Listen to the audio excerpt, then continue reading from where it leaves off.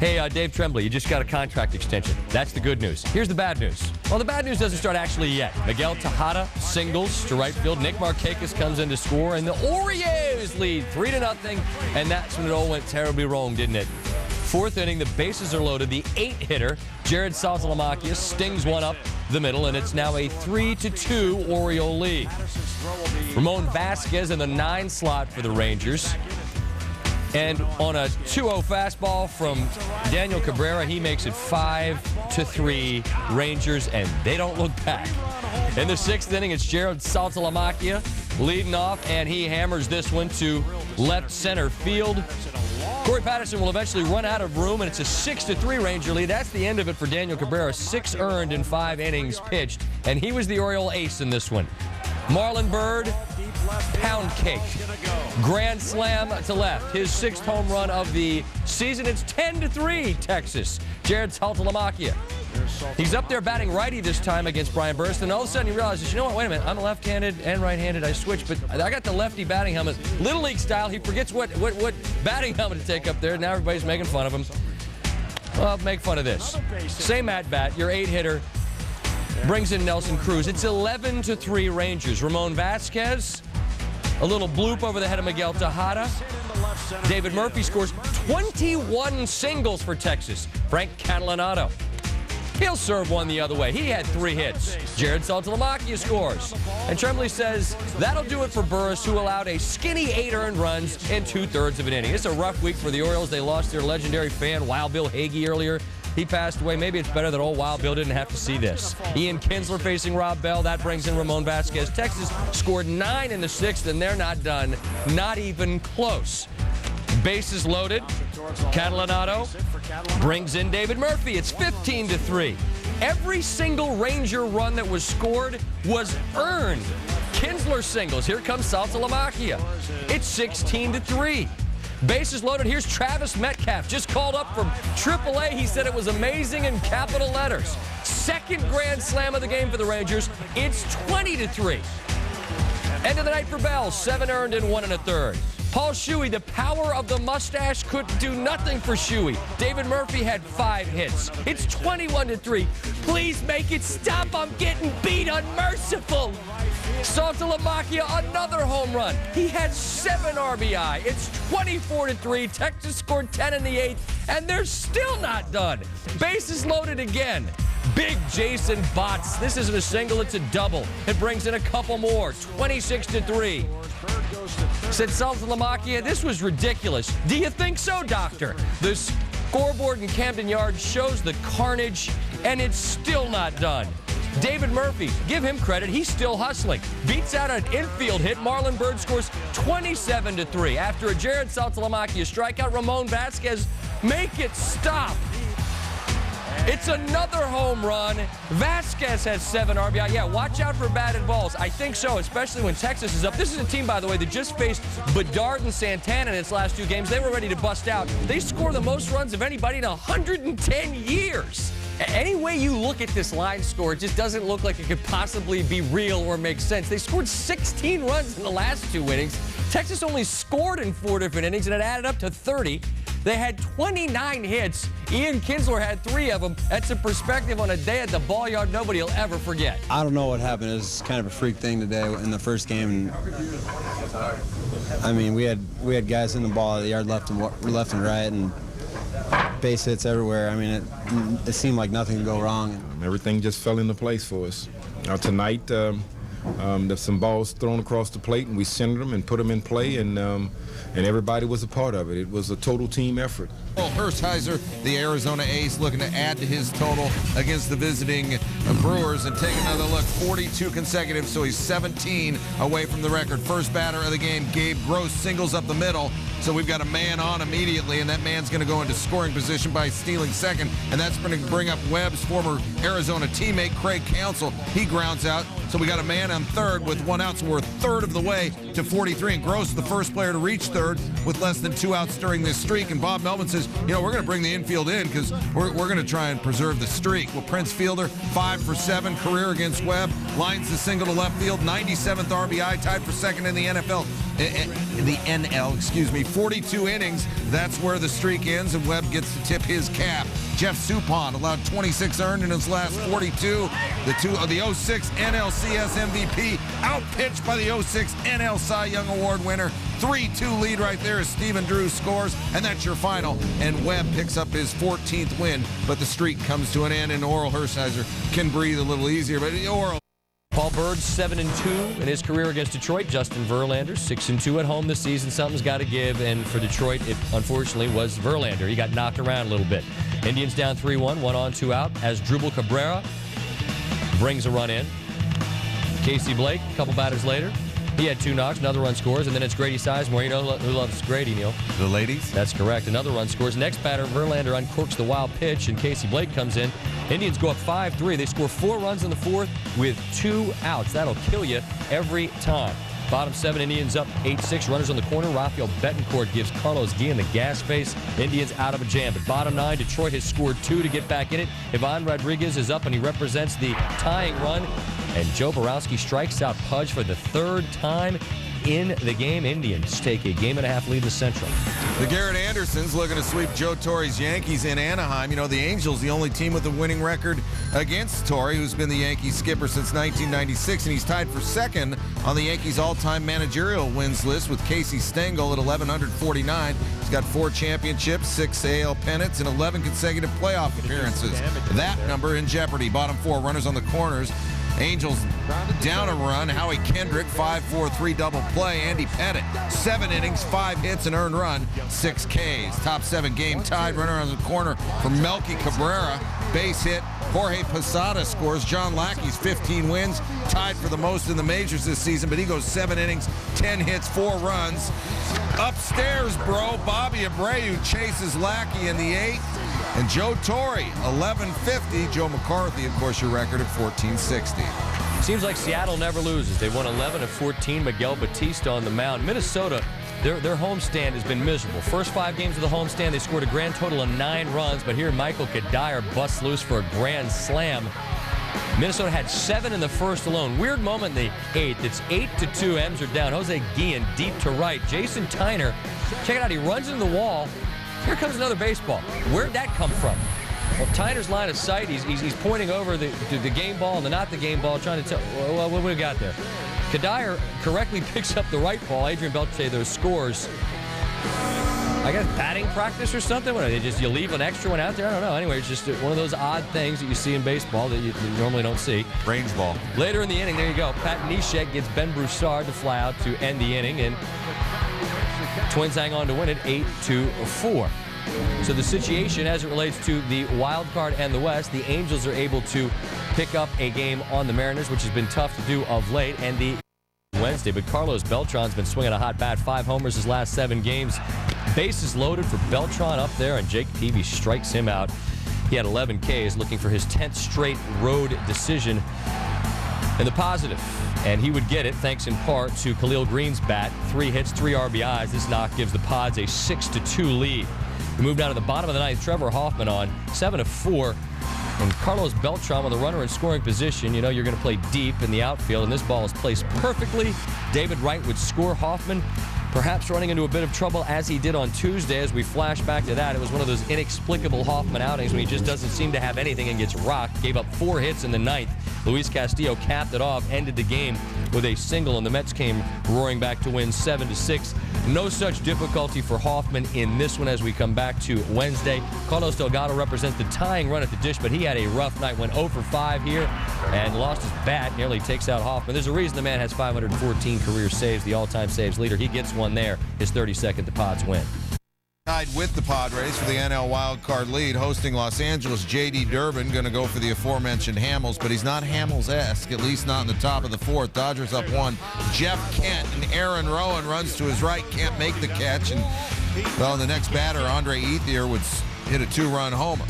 Top 6, it's Kent again against Durbin again, and unlike Paul Shuey, the power of the of the mustache working for Kent. Matt Kemp hustles to score from first. Dodgers up 4-1. Now, this is Kemp, not Kent, in the top of the 8th against Clay Condrey, not Durbin. And 2 score on the triple. Kemp, not Kent, went 4 for 6, 3 runs, 2 RBI. Derek Lowe, a solid 7, 15-3. I'm very confused, but I'm also not very bright. Atlanta losing touch with the East-leading Mets. They were 6 out at the start of play. Bobby Cox gets back. Edgar Renteria had a high ankle sprain in the very first pitch he sees, and you see him try to hold up the swing, and he tweaks the ankle, re-aggravates the injury, and has to leave the game. Atlanta cannot catch a break. We go all the way from the top of the first to the top of the ninth. The Braves are down 4-2. Mark Teixeira swinging a red-hot bat up there representing the tying run against David Weathers. Is that a strike? Brian Gorman says it is. 2 pitches later. Is that a strike? Brian Gorman says it is later in the at-bat full count. Is that a strike? Brian Gorman says it is. And Teixeira says all 3 were outside. Be more constructive with your feedback, please. Cincinnati, they did. Charm City, Dave Tremblay. Go out and get them, boys. Whatever happens, it can't possibly be as bad as the first. And it wasn't. The Orioles actually had the lead, but not anymore. 2 men on in the 8th. Travis Metcalf, who had the grand slam in the first game after getting called up from AAA. There's a base hit, ties the game at 7. 40 hits in the doubleheader. Michael Young, who didn't have an RBI in the first game, manages to get one here with a bloop. The Rangers win 9-7. 39 runs in the doubleheader, sets an American League record. 10, and of course the Cubs watching every move the Brewers make. Pretty much a dead heat between those two going into Wednesday's game against Barry Bonds and the Giants. It's against Rich Hill, 2 out, 1-0 Giants lead. Let's make it 2-0. Bonds, the RBI double, and he moves into sole possession of 3rd on the all-time RBI list, passing a guy named Babe Ruth at 1,990. Hill and Barry Zito, good pitching matchup. We're in the bottom of the 9th. Neither figured in the decision. Carlos Marmol with 2 on, 2 outs gets Rajay Davis. Swing and sway like Sammy K. Top 10, Jason Kendall against Patrick Mish, and Rich Aurelia kicks it.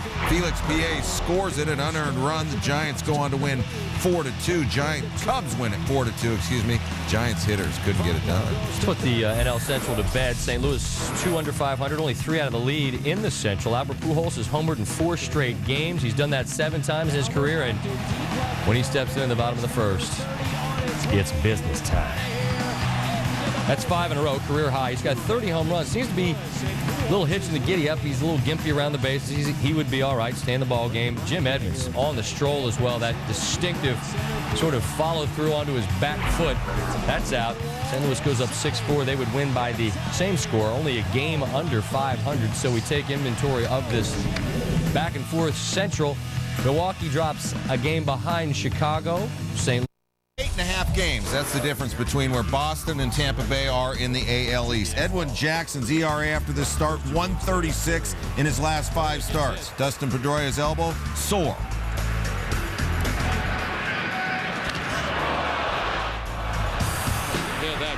Ouchie. Yeah, 96 miles an hour. That hurts. Pedroia would eventually leave. He would also score. Bottom 6, bartender, Saki. BJ Upton off Daisuke Matsuzaka. 6 innings, 2 runs, but that was 1 too many. The Devil Rays win it 2-1. The Rockies very much in play for the NL wild card, hosting the Pirates, who have the worst record in the NL. You know, we were serving Saki in Tampa. You know what we're serving in Colorado? Coors. Jack Wilson, 7th of the season, and the Pirates go on and win this one 11-2. So the Rockies fall to 3.5 back. The Padres win. Phillies loss leaves San Diego a game up in the NL wild card race. And to help us do that, none other than LeBron James reminding everybody once again, you ain't got it like I got it.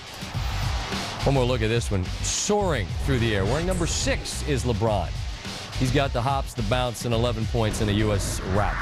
Love posted number 9. I know a cat named Way Out Willie, Braves and Reds, but we know a cat named Josh Hamilton. Hey, Hamilton.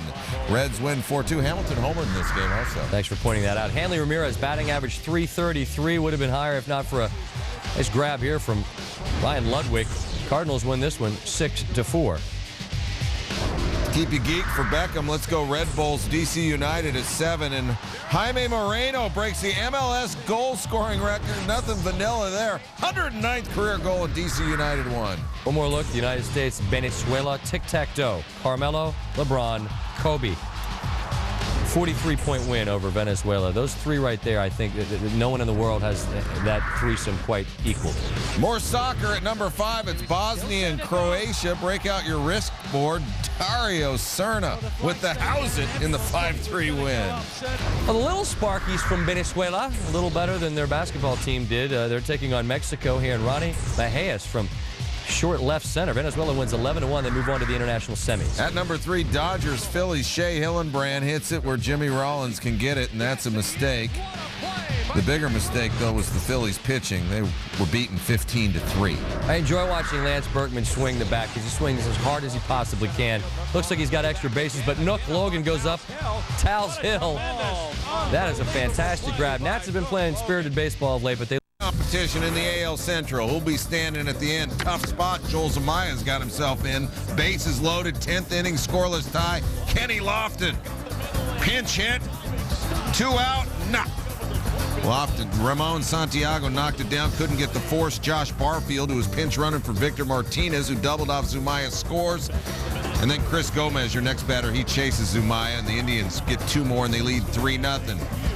Joe Borowski, though, would make it interesting in the bottom of the 10th. He gets 2 outs, and he puts 2 on. They're on the corners, and Marcus Timms says, let's bring one of those fellas home. Come on, Maglio. And it's a 3-1 ball game.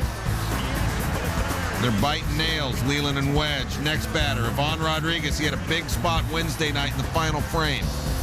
He was unable to deliver then, and he's unable to deliver on Thursday. Flies out to right, and the Indians win it 3-1. They got a 2.5-game lead over Detroit in the Central. These two play one more series. Let's go walk-off from the Bigs. Mark Teixeira has been hitting home runs aplenty. He can't hit a walk-off, though, because he's on the road in the third easiest ballpark in the Bigs in which to homer. And he tees off for his 23rd. Speaking, of course, of the Great American Ballpark there in Cincinnati.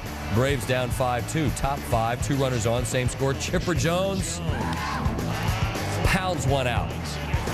His 21st knots things up at 5. Atlanta just can't beat Cincinnati. They're looking to win are the Reds. They're 6 out of 7 against the Braves. Edwin Encarnacion, bottom 7. And now it's lucky 7s all the way around. It's tied at 7s, and we go into extras. Tyler Yates. Bases loaded, strikes out. Jeff Keppinger looking. Ooh, that looked a tad low. Keppinger didn't like it. Bottom 12, Bob Wickman facing Adam Dunn, a runner on. We flash back to June 30th, 2006, and Adam Dunn, who appears to be strong enough to pull a full-grown tree out of the earth, hits the walk-off home run. That was his last one until we come back to present day. Wickman, Dunn, second verse, same as the first. That's gone. His 35th, and that ball is way out. The Reds win it, jump up and down. They win 9-7. This is Mets with breathing room. Padres breathing heavy. San Diego chasing a playoff spot. They're in New York. Mets trailed 6-1, now 6-4. Let's make it 7-6. Marlon Anderson in the bottom of the 6th off Clay Meredith. 3-run shot. And the Mets are up 1, and they got 2 strong innings of relief from Pedro Feliciano, but not so much from Billy Wagner. Facing Termel Sledge with a runner on second, and that runner is going to score, and the game tied at 7. The first 4 batters faced by Wagner reached, including the next one after Sledge. It's Josh Bard singles up the middle, and the Padres take a lead of 8-7, and it's Billy Wagner's 3rd blown save of the year. Bottom 9, Trevor Hoffman. Let's see, blew the save on Tuesday. He got the save on Wednesday, and he gonna blow the save on Thursday, is he? Well, we've got a double steal as Jose Reyes gets 3rd with David Wright, and there goes the blown save. Sacrifice fly, Reyes scores after the double steal, no throw, and he is fired up in the dugout. Show the head. There it is. It's a new style. Top 10. It's going to be the Padres who are fired up because Aaron Heilman just got lit up by Adrian Gonzalez. He goes solo. Padres are up 9-8. Heath Bell, the former Met, comes in bottom 10. 2 on, 2 out. Luis Castillo can't get it done. Bell, first career save. The Padres win 9-8. Phillies and Dodgers both playing chase in the National League wild card. That's Fabio Castro. He's 22 years old, making his first career start. Bases loaded on 3 walks, and it would have been ball 4 to Chad Billingsley, but he goes up for the high heat and can't get it. Castro walked 6, allowed only 1 run in 5 innings. Bottom 6, it's still 1-0, and Pat Burrell This is hard to do. Hit it over Juan Pierre's head, but not out of the park. Shane Victorino scores. Burl on second with a double, tied at 1. Top 7, 2 outs, runner at third. Juan Pierre, a little bloop. Got to get in where you fit in, right there. Find some space. Dodgers up 2-1.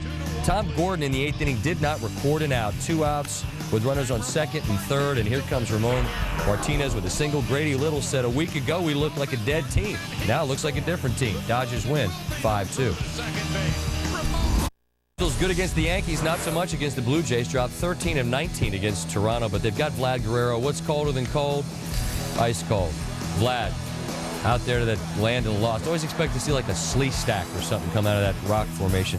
Guerrero's 20th. Now it's Matt Stairs.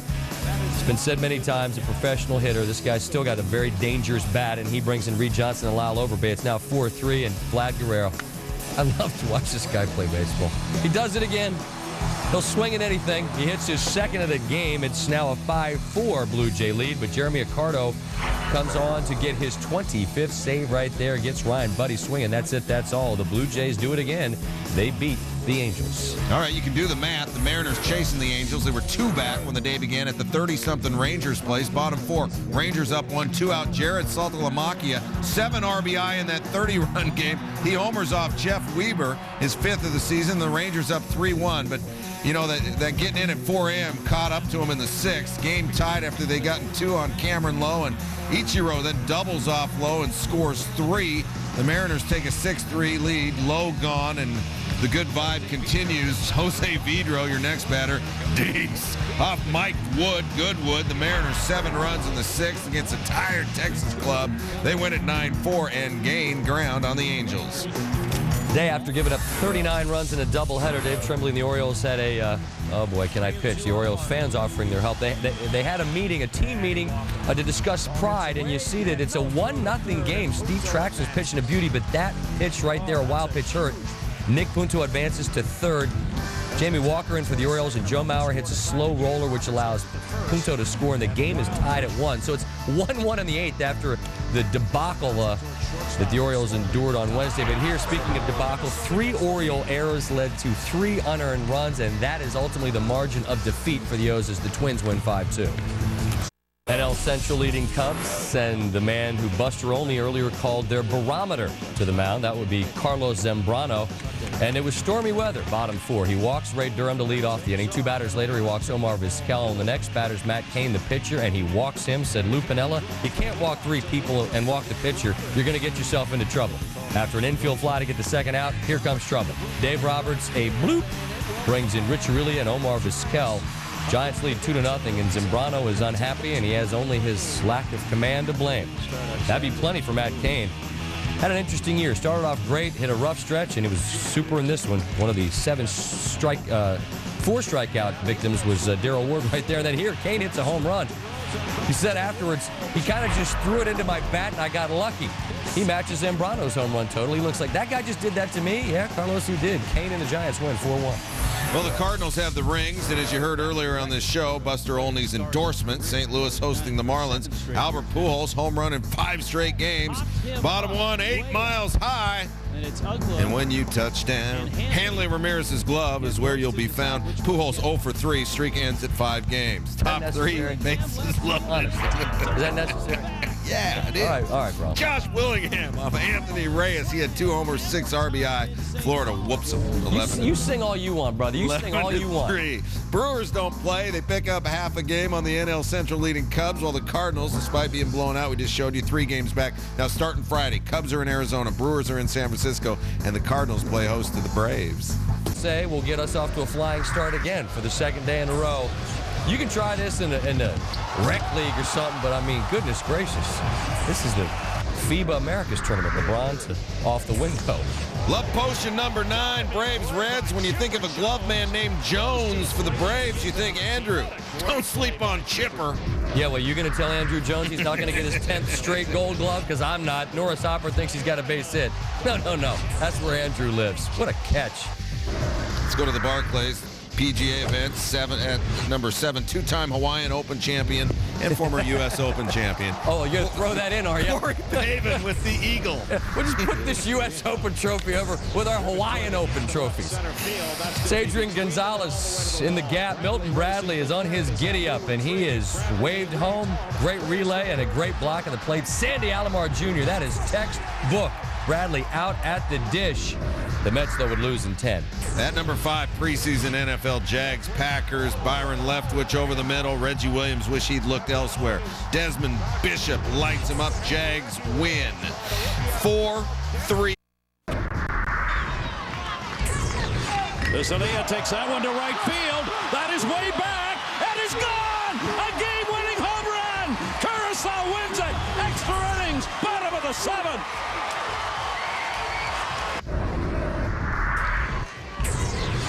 Uchi takes that one to left field. That is back near the wall. Goodbye. Home run. Japan wins. 4-3. Kibuchi with a walk-off homer for Japan in the bottom half of the 10th inning.